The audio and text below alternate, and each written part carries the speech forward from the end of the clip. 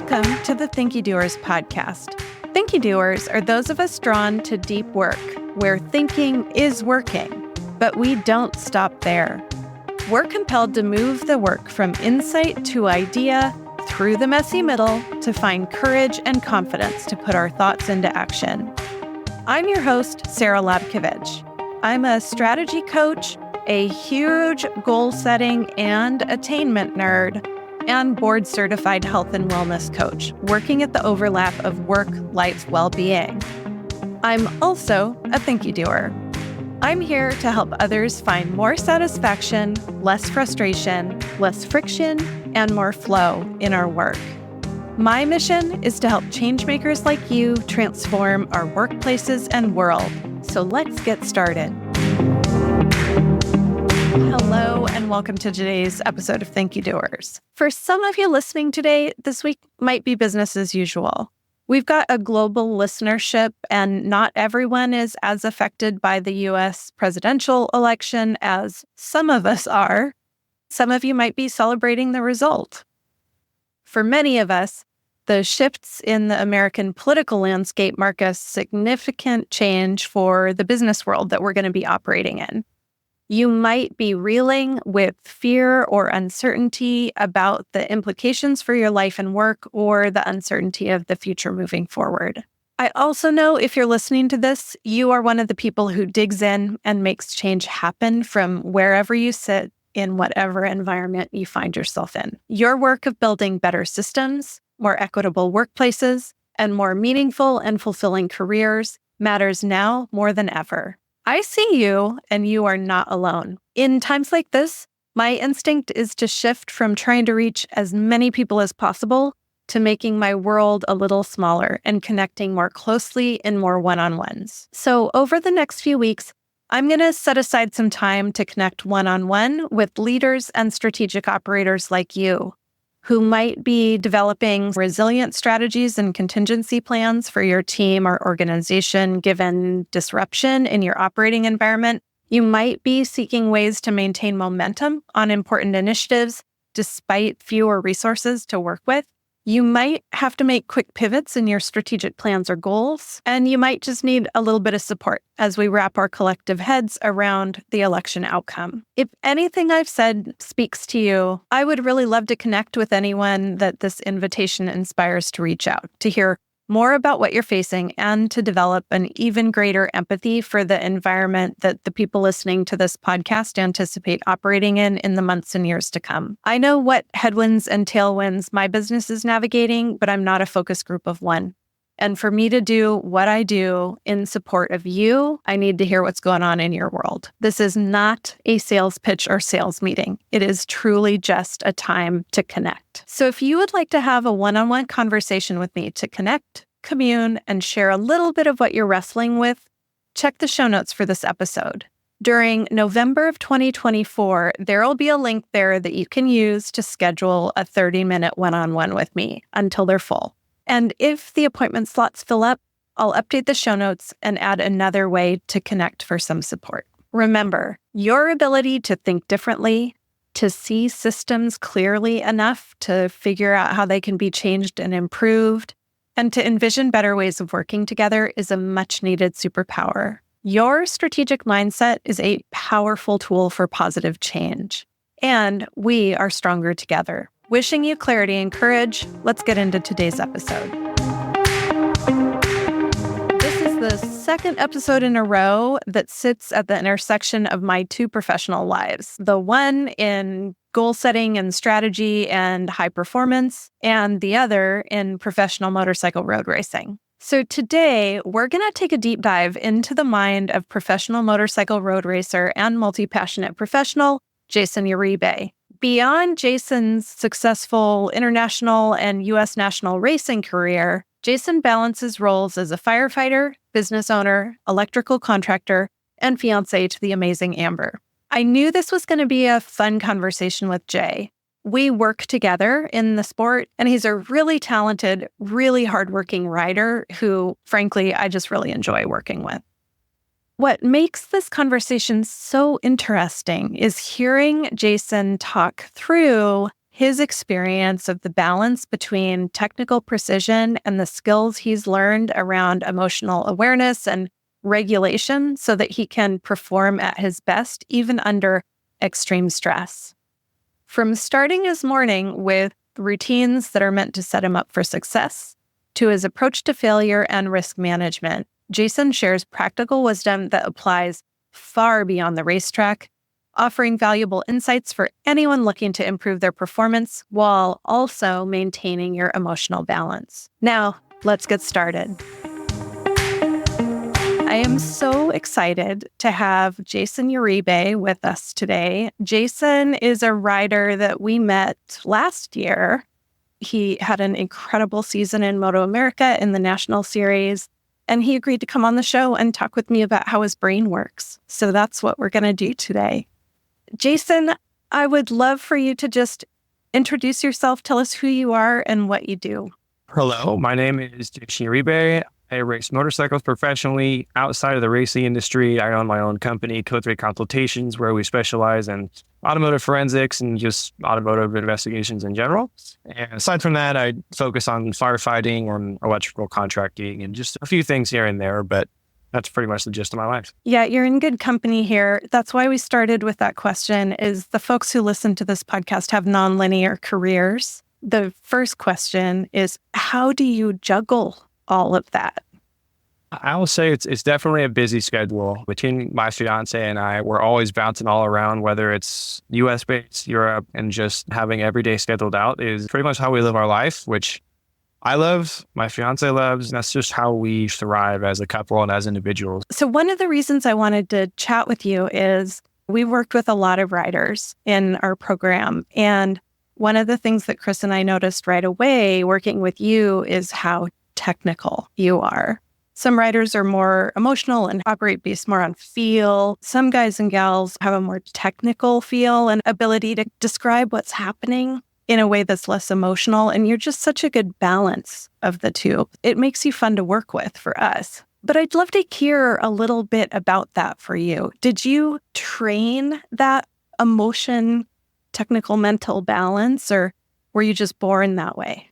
As far as the emotion and technicality goes, that was definitely something that I was taught, something that I learned over a very long period of time from a variety of different people, whether it's been coaches, personal friends, family members. My fiance has taught me a lot about just being more, I don't know if accountable is the right way to say it, but being able to remove myself from a situation and try and take out the emotional side and focus more on the facts. This is what's happening, and there's something I can do about it. Great. If there's not, then I need to find a different solution.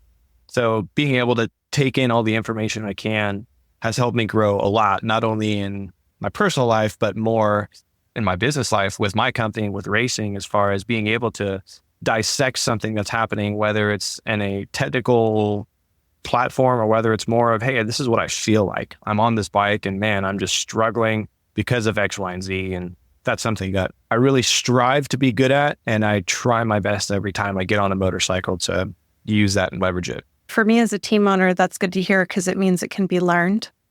So, which is just really encouraging. We talked about nonlinear careers and people who are multi-passionate. It seems like in your work, you get to practice mindfulness. You're not just reacting to your emotions, but you're noticing what's happening and then making more conscious decisions about how you handle those inputs. What do you learn from practicing that in so many different disciplines? There are a few different levels as far as how I approach different scenarios, whether I'm with firefighting or whether I'm focusing more on racing a motorcycle, driving a car, anything like that.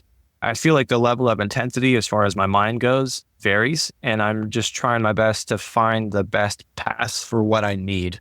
For example, if I'm leading a crew into a burning house, my stress level is up here, but my focus level is through the roof. So being able to almost hyper-focus on, this is exactly what I need to do. These are the variables I have. This is what I can control. This is what I can't control. And trying to minimize the stuff I can't control, maximize the stuff I can, and just find that balance of, at some point, things are going to happen that I can't control and I have to be able to adapt to it. So it's, Yeah, like I was saying, different level of execution, but the same basic fundamentals, no matter whether it's firefighting or racing. I shouldn't assume that everyone knows what we're talking about. I just jumped in because we race. Can you tell our listeners who might not be familiar with road racing what you do when it comes to motorcycles? When it comes to road racing, just racing a motorcycle in general, my job as the rider is to obviously perform on the racetrack. When it counts, winning is awesome. And winning is what gets sponsors. That's what brings back money for everybody. If I'm not able to win, I'm not doing my job. So where I try my best to make sure I'm the best rider possible is with physical fitness, making sure I'm physically able to do the tasks that I need to do. Mental strength, mental stamina, being able to not only withstand pressure from my opponents, pressure from sponsors. There's always some sort of pressure. You don't just show up to a race and just, here you go, do your best. At some point, you're showing up to do a job, and that's what you're there to do. So being able to maximize that pressure and be able to not only thrive on it, but excel is something that I'm really trying to get better at every time I go to a racetrack.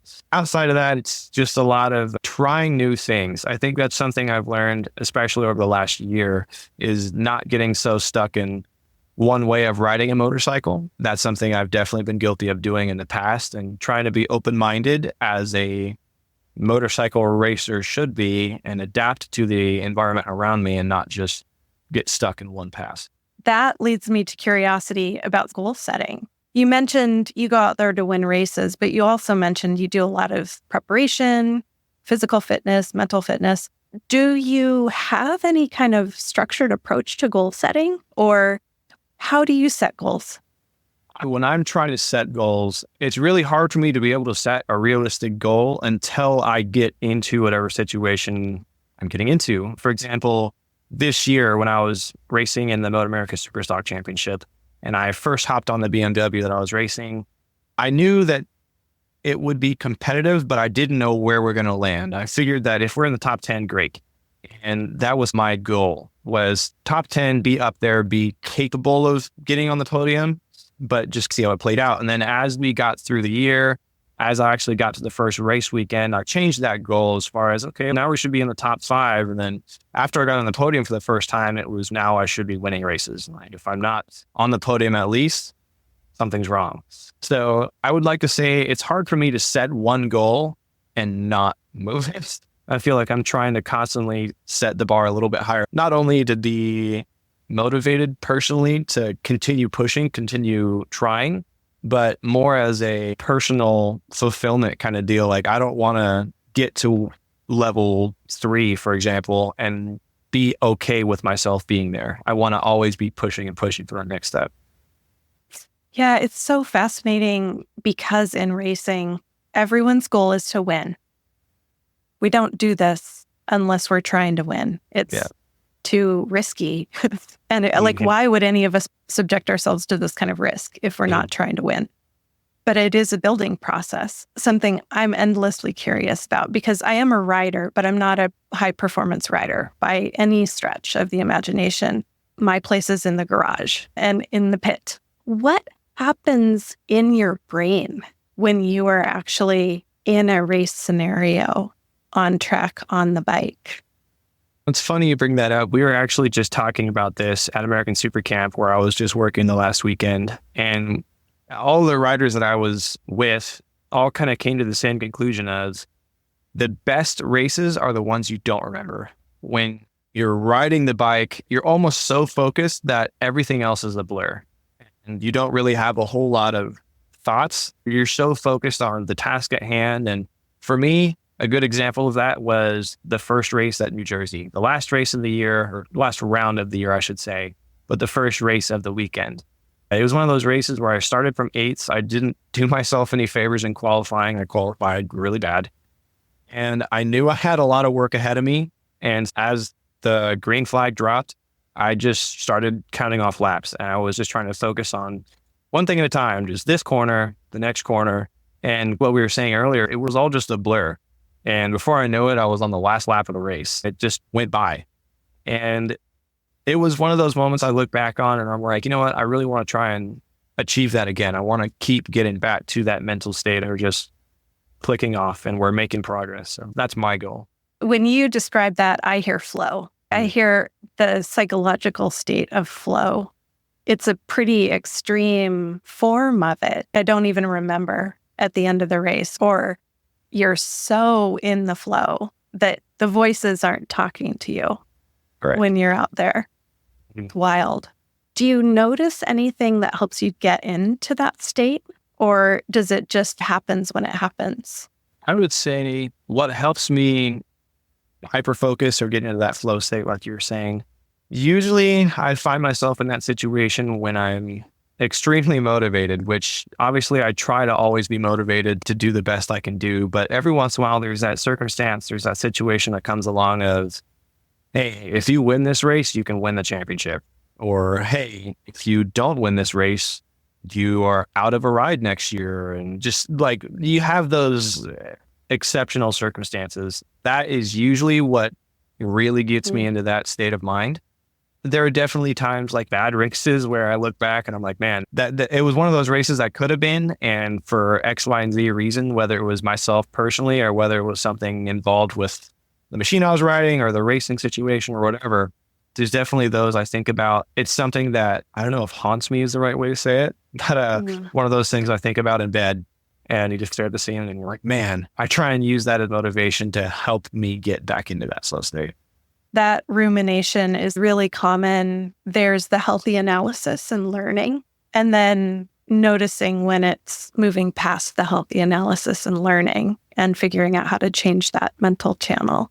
Do you have any practices for gearing yourself up pre-race for high performance? One of the things that I started doing back in 2016, more or less, was just trying to go for a morning jog or just some kind of activity to get my heart rate up, get the blood pressure going a little bit, and just try and get out some of those nerves, try and get some of the adrenaline out in a healthy way. Being able to try and relax a little bit, obviously not physically, but more mentally, like giving my body a chance to go for a few minutes. It helps me stay calm, especially if I'm about to go into a big race or something that's really important. Aside from that, getting a good night's sleep. If I am able to get to bed early, have a decent night's sleep, and have a decent breakfast, for me at least, makes a big difference. So I try and make sure I set myself up for success whenever I can. That routine that you put together, there's a lot of science behind what you just described to set yourself up for high performance, even down to going for a run. Any kind of bipedal movement has impacts on our brains. And then those of us who ride, people think of us as adrenaline junkies. And what I find is we're the polar opposite. Like if you or I experience as adrenaline, something is going wrong. How do you have to wind yourself back down after a race? A lot of it is situation dependent. If I have a good race and I am able to get in somewhere of that flow state, I come off the bike and I'm good. I'm ready to jump right back on the bike or just go grab dinner with the crew. And the races where I really struggle, whether it's physically, mentally, whatever it might be, those are the races I come off the bike and I'm mad. And I'm not necessarily mad at anybody in particular, but it's more just I knew that it was one of those opportunities I had that I let go, and that really bothers me. At the same time, I've learned that the more I ruminate on that, the more I let that marinate, the worse I become, whether it's just with my personal attitude or it's actually with my performance. So I try and have that whole 5 minutes of silence, whether it's on the bike, in part as I'm taking my gear off, whatever it might be. That helps me a lot. And I think it's something that I tried to show that to other riders, especially younger riders as they're coming up. But at the end of the day, works for some, doesn't work for others. And it's what works for me. I think it's okay to come off the bike passionate. It is part of it, doing what you guys do. You wouldn't do it if you weren't passionate about it. What role has failure played in the development of your career? What have you learned from setbacks? I would say the failures, the setbacks, the missed opportunities, whatever it might be, are what have driven me the most to achieve success. And maybe a better way to say that is to be willing to try. to achieve success.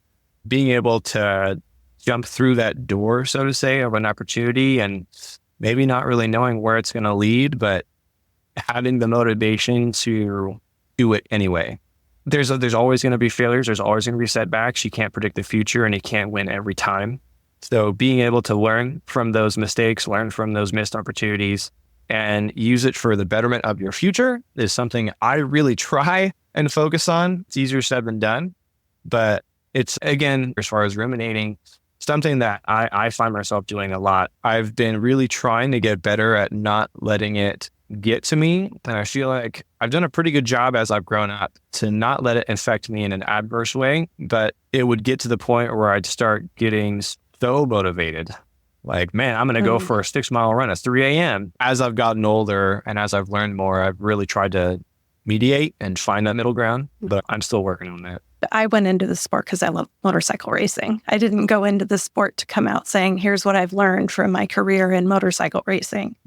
But one of the side effects that I have found so valuable is seeing the persistence in every human being we work with out there, from the riders to the folks who schlep the tires. All we do in this sport is try hard enough that we perform at the very limit of high performance without failure. And then failure is an inevitable consequence because we're always riding that line. And the tolerance for crew is way lower than the tolerance for riders. But you guys' job is to go out there and get as close to that line as humanly possible. Do you recognize that failure tolerance, or are you more just focused on the flip side of focusing on getting better to win? As I've gotten older, I have realized that risk mitigation is a huge part of my decision-making process, whether it's with firefighting, whether it's with my company, whether it's with racing, especially in racing. Being able to recognize that, okay, like you said, this is the limit. The limit's here. And how close am I willing to get to that limit? Is it something where I've crashed the bike 10 times this weekend already? If the limit's here, I need to take it easy. Or, hey, maybe I need every single percent. And I'm in a situation where the limit's here. I need to be neck and neck and flirting with the limit every time I can. That's a conscious decision that I usually try and make before I actually go out onto the track, while I'm sitting in pit lane or in the paddock, wherever I might be staged on the motorcycle. Is one of those things I try and do as far as taking that breath, finding that Zen moment, and making that decision of, this is my job. This is what I have to do. And whether I achieve that or not, that's where I try and get better as an actual rider, as a human being. But that's always been my goal. Just thinking about the season that you had and knowing your performance in your races, it's wild to think about you sitting there in the pit before you head out making the decision, because you had some pretty wild races once you were on the track this season. So how do you handle when things don't go to plan in the moment, when you're in that extreme of a situation? That's been a learned skill. I would call it a skill, as far as being able to have something go wrong, have something not go to plan, and being able to move on. For example, when I was younger, when I was growing up racing, if I had a moment in a corner where I might have lost the front tire, or I might have almost crashed on the exit, or something happened I wasn't planning for, and it would really get to my head. And the whole next 5 minutes or so, I'd be trying to just come down off of that high. As I've gotten older, as I've worked with some really cool people, some really smart people, being able to have a moment like that where it's like, oh my gosh, I almost just crashed, back into the moment, is something that I'm always trying to get better at doing. I'm actively trying to get better and grow in that perspective.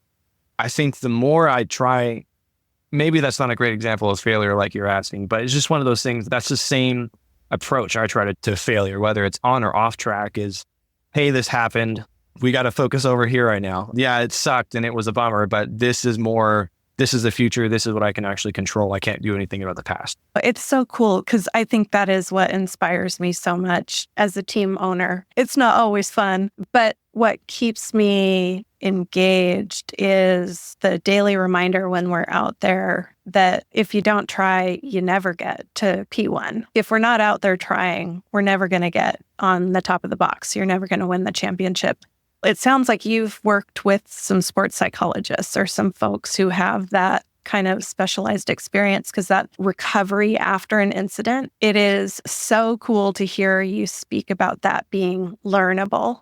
Our reactions are chemical. Like there is an element of chemistry that you can't control, but then your behavior, you ultimately can learn how to make decisions consciously about your behavior, even when your chemistry is firing. We learn from sports psychology, but also I'm sure you learn it in your firefighting career too, that there are times you have to consciously manage your chemistry. It's so wild.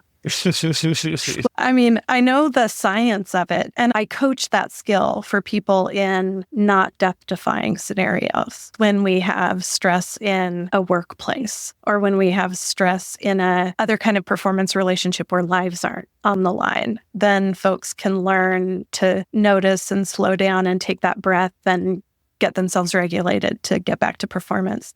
But just thinking about how rapid fire and the kind of life and death scenarios that you work in is amazing.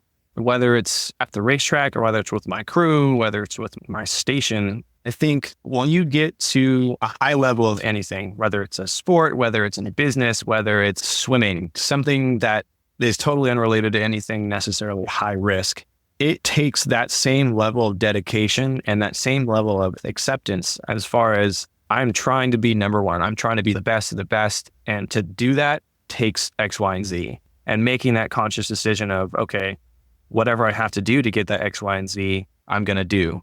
That to me is a mental switch that anybody can do. Granted, some people that just are gifted and have ungodly amounts of natural talent, that's awesome. Might be easier for them than the next guy or the next gal or whoever. But being able to make that choice and saying, I'm going to do it anyway, is something that I always try and preach. And it's something that I use myself in racing. Some of our listeners probably are never going to sit on a motorcycle, but what you're talking about can be applied to whatever performance endeavor people want to choose to take on and not be afraid to fail at because they want to try it or they're motivated to see if they can get better. Do you have any advice that you'd give to other people who are looking to cultivate that ability to be technical in emotional environments or when performance really matters? I think the best piece of advice I have ever gotten personally, and it's something that I try and teach to people that I work with, is going fast on a motorcycle or doing well at business or doing well at school, especially. That was a big one for me when I was growing up, was to be the best. You don't have to do anything special. You're not chasing a magic bullet. You're not making a special breakfast or a special dinner or wearing a special sock. There's no like secret sauce. It's just perfect execution of fundamentals under stress.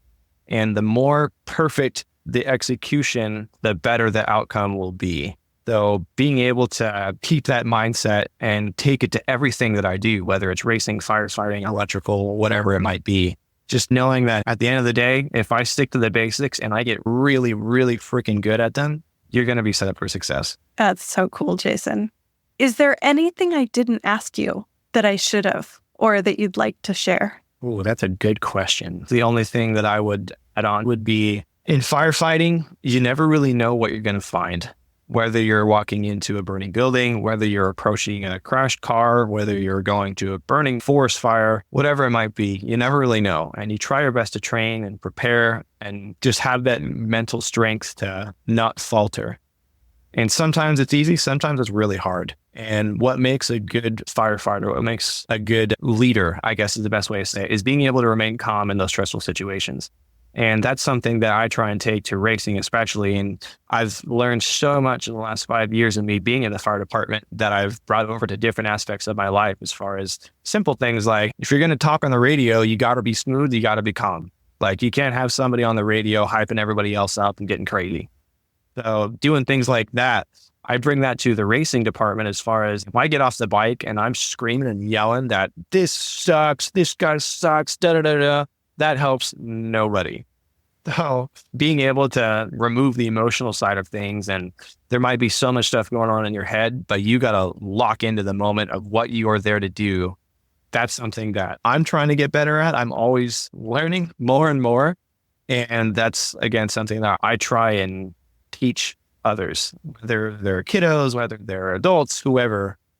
I think is a really valuable skill that I didn't learn until I was really in the fire department. So I'm trying to push that out to more people as well. When I listen to you talk about that, I think a lot of the folks who come up in racing come up as wonderkins. So it's like really talented, supernatural. Your natural talent or your high potential is what gets you your early rides and gets you into the programs and helps you develop your career.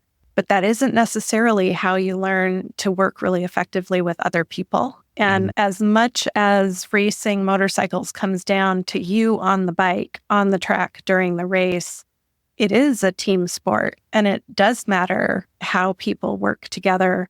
So I think that you've had that experience in firefighting has developed a set of skills that not everybody who's out there has, but everybody could. Everybody could find some way to develop that set of skills. Where can people find you if they want to hear more about any of the various work that you do or if they want to connect? Yeah, social media would probably be the best way to get a hold of me, whether it's Instagram, Jayson36 Uribe, or just Facebook. My website tells you more about my actual company, code3consultations.com. And aside from that, I'm always hanging out with Sarah and Chris at the racetrack. So just come over and see what's up. Awesome. Jayson, I am so grateful that you were able to make time to join me for this conversation. I hope I see you next week. Thank you so much, Jay. It's been great to see you, and I'll see you soon. Thank you. Appreciate it. All right, friends, that's it for this week. Don't forget, check out the show notes if you want to snap up one of those opportunities to connect with me one-on-one. You'll find links for how to connect with Jay if you're interested in the show notes. If you're a business owner or you manage a marketing budget and you'd like to hear more about sponsorship in the surprisingly economical to sponsor professional sport of motorcycle road racing, I'd love to hear from you. In that part of my life, you can reach me at sarah@cwmoto.com to learn more about working with our team in the professional motorcycle paddock here in the States. If you're interested in sponsoring a rider, Jay is one of the ones I can personally recommend, so you'll find his information in the show notes as well. All right, friends, that's it for today. Stay in the loop with everything going on around here by visiting findrc.co/newsletter and joining my mailing list. Got questions? My email addresses are too hard to spell, so visit findrc.co/contact and shoot me a note that way. You'll also find me at Sarah Lobkovich on most of your favorite social media platforms. For today's show notes, visit findrc.co/Thinkydoers. If there's someone you'd like featured on this podcast, drop me a note. And if other Thinkydoers who'd benefit from this episode, please share. Your referrals, your word of mouth, and your reviews are much appreciated. I'm looking forward to the questions this episode sparks for you, and I look forward to seeing you next time.